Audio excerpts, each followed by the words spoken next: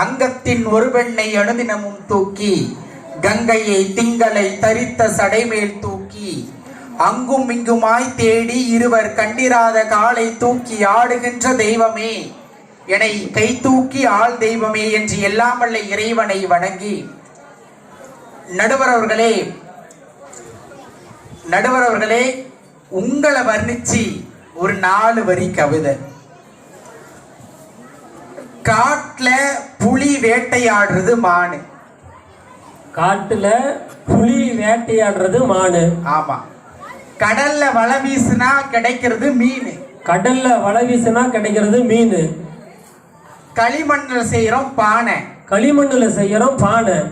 உங்க நிறத்துக்கு ஈடாகுமா யானை?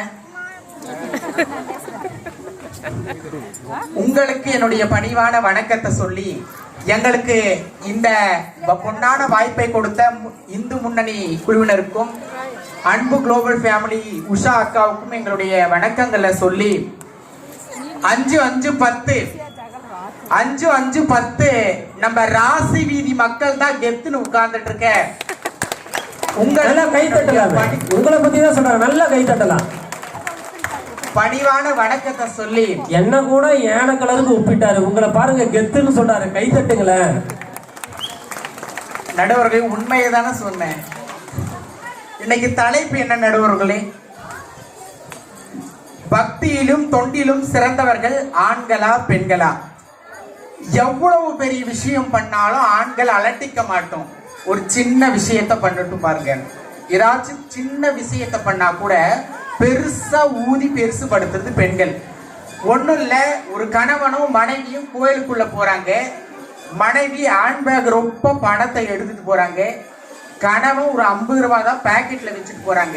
வெளியில யாரு இருப்பாங்க நடுவர்களே? யாசகம் கேட்கிறவங்க இருப்பாங்க, பிச்சை எடுக்கிறவங்க ஒவ்வொரு கோயிலும் இருக்கிறது வழக்கம். சரிங்களா? மனைவி கோயில் இறைவன் கட்ட கும்பிட்டு வராங்க.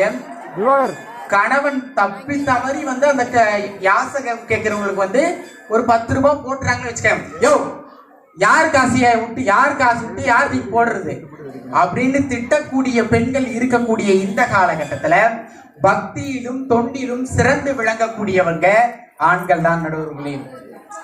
அள்ளி கொடுப்பதில் வல்லமை பெற்றவன் அப்பன் பழனியப்பன். தினம் அச்சம் தவிப்பவன் ஆறுதல் சொல்பவன் அப்பன் பழனியப்பன். கள்ளம் கபடம் இல்லாதவர் தம்மிடம் காவலில் நின்றிருப்பார். அந்த கால்நடையாய் வரும் மானிட ஜாதியை கண்டு கழித்திருப்பார். துள்ளி வரும்படி வேலனுக்கு ஒரு ஜோதி பிழம்பும் உண்டோ?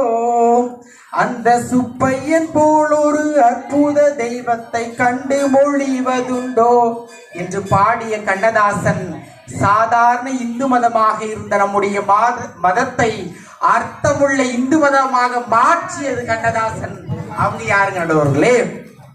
அவர் ஒரு ஆண் தானே நடுவர்களே. ஒன்றும் இல்லை, காலையிலே பெரிய மாரியம்மன் கோவிலுக்கு நம்ம வைதேகி தங்கச்சி போனாங்க.